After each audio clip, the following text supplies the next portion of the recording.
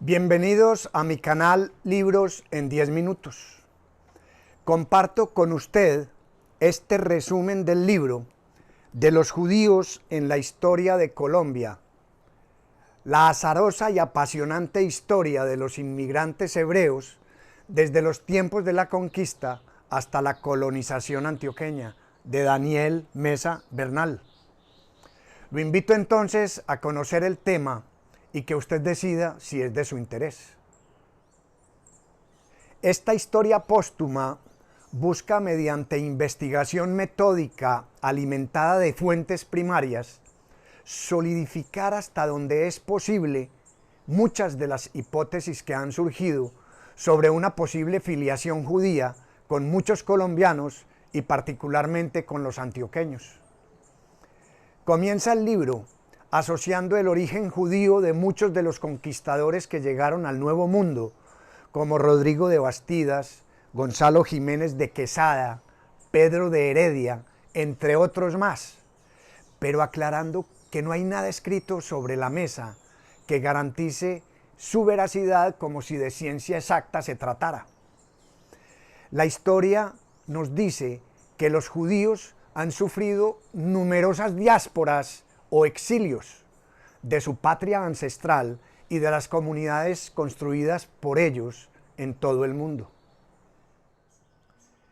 En la península ibérica fueron perseguidos mucho antes del descubrimiento de América.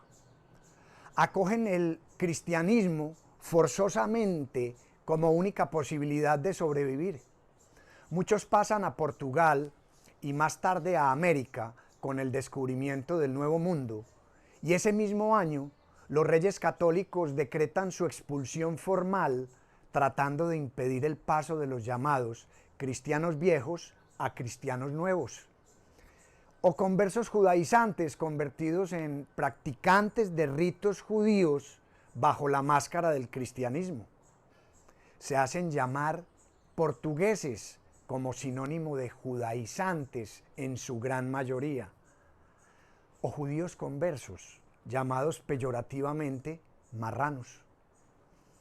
Los siglos XVI y XVII protagonizan un gran número de conversos en América, llegando incluso a superar a los castellanos, hasta el punto de que el emperador Carlos V exige certificaciones de sangre para impedirles entrar a las Indias, pero sus disposiciones no son lo suficientemente efectivas.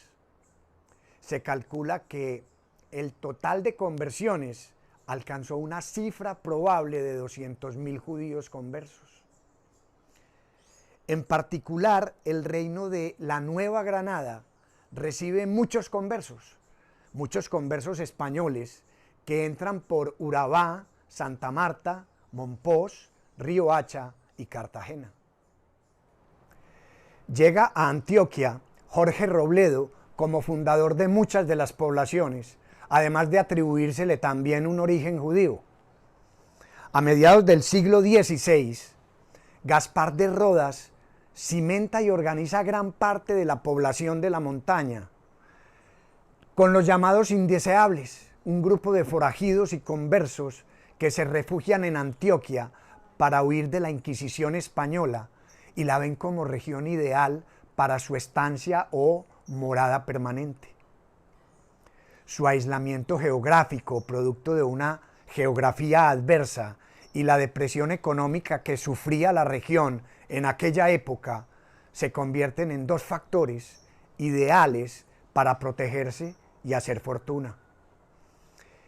Tanto sefardíes como antioqueños logran poder económico y financiero fruto de la agresividad comercial que caracterizaba la fusión de ambas culturas. El paisa hace ostentación del concepto de hidalguía y linaje como herencia de la tradición judío-española. Aprecia el escudo de armas de la familia y expresa dichos que denotan su linaje, con manifestaciones como soy de la Jai, que viene del inglés high, que significa alto, o soy de la crème, del francés crème, que significa crema, o qué tal esta de esa persona que viene allí es mañé, y aquella es pura caranga resucitada. En fin, muchas manifestaciones que denotan ese linaje. Es un hecho que los sefardíes internacionalizaron el orgullo español, como hoy los antioqueños tienen un elevado concepto de ellos mismos por encima de las demás regiones del país, confluyendo así en un regionalismo concentrado. Se suma a esto la religión como factor clave en la conformación del pueblo antioqueño, ostentando una gran religiosidad cristiana, herencia de judíos conversos que practicaban el cristianismo, pero con rezagos de costumbres judías que van desapareciendo poco a poco tras el devenir de las generaciones. De igual forma, una superstición y brujería amedrentada mediante la oración. Muchos son los nombres bíblicos y orientales en Antioquia durante todo el proceso del descubrimiento y la colonización. Empecemos por el nombre de Antioquia en conmemoración a Antioquía, población hoy de Turquía. Continuemos con las poblaciones antioqueñas de Alejandría, Betania, Betulia, Damasco, Líbano, Jericó, Jordán, Salamina, Tarso, Zaragoza, entre otras. Complementemos esta sección de nombres con algunos de los apellidos antioqueños actuales que vienen de los judíos conversos.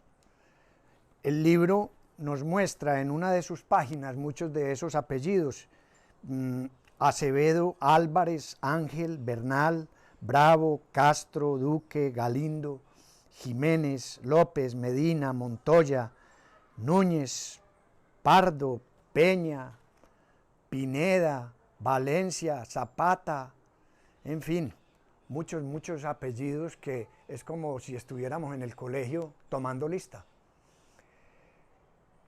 Existen manifestaciones comunes tanto en judíos conversos como en antioqueños que nos llevan a concluir un origen común. Veamos algunas de ellas. El arreglo de los matrimonios entre parientes y amigos cercanos, una especie de endogamia que incluye la autorización de la unión en cabeza del padre de la joven y la guarda de la virginidad hasta el matrimonio. La dieta o cuarentena después del parto, que en Antioquia se expresaba con la tradición de 40 días, con 40 gallinas y un cordero, ventanas cerradas y un baño hasta el último día. Altos índices de natalidad para agradar a Dios y recibir su riqueza económica. Concepto de soltería como algo anormal y mal visto. Elevado concepto de hospitalidad, locuacidad y extroversión con cierta tendencia a la timidez. El uso del don y el doña, que proviene de la primera sílaba del dominus romano, que significa señor, y que por fonética se convirtió en don y doña. ¿Y qué tal el misiá, cuando se refiere a la mujer casada o viuda? O el uso de la palabra niña, cuando se refiere a la soltera. Movilidad geográfica resultado de ser negociantes y andariegos, pero nunca olvidando y rememorando regresar a la tierra natal. También herencia de los judíos fueron algunas festividades y costumbres convertidas en tradiciones paisas mediante todo un proceso de aculturación o asimilación de la cultura sefardí. Veamos algunas de ellas.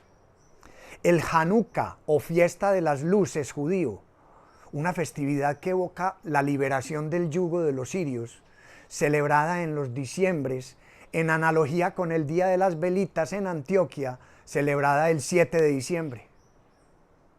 El compartir alimentos con amigos y familiares, preparados en casa como celebración del inicio de la Navidad, como la natilla, los buñuelos y las hojaldras, entre otros. El manto judío llamado el talit para el rezo judío, prenda rectangular con rayas azules y negras muy similar al poncho paisa. En Antioquia, la famosa marranada típica de diciembre, cuya interpretación podría ser la burla al Santo Oficio, que condenaba al marrano o judío converso a la hoguera, con juicio completo que involucraba fiscal, defensor y jurado, pero siempre encontrando la muerte del marrano con una puñalada en el corazón. El Pesaj judío, que celebra la salida de Egipto hacia la liberación, comiendo pan de ácimo, que por premura y facilidad de hacerlo con rapidez, se cocinaba sin levadura. Todo esto en analogía con el bollo de masa de maíz antioqueño convertido en arepa, tamal o mazamorra, volviendo diario el consumo de la arepa para alejarse de la fecha de tradición judía y despistar así la Inquisición.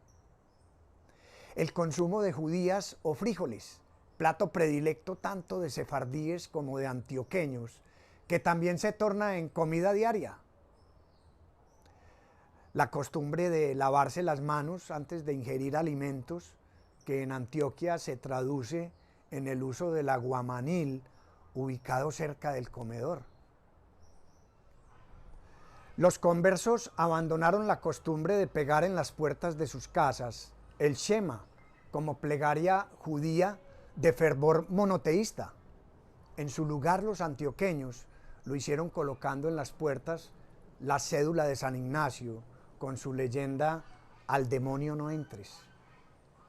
Son muchas más las manifestaciones y costumbres que podrían tener similitud entre las dos culturas, y podríamos quedarnos identificando algunas adicionales. Pero para ir dando fin al tema, la pregunta que yo me hago después de leer el libro es: si a través de la historia los judíos no hubiesen sido exiliados de su región ancestral, ¿cómo sería la cultura de los nacidos en la América española, y particularmente la de los antioqueños, sin la influencia judío conversa?